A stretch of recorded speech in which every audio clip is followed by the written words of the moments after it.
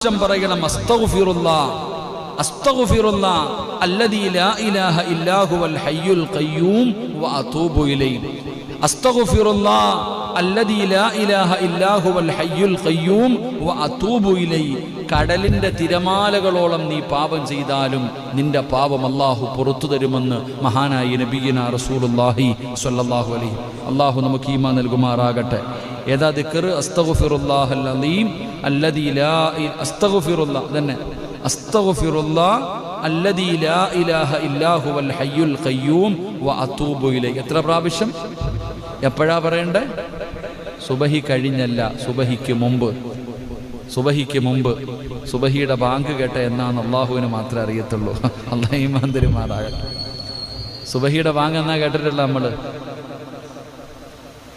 27-ാം രാവിലെ ഈ പള്ളി വന്ന് സുബഹി നിസ്കരിക്കുന്നവരാ നമ്മളൊക്കെ.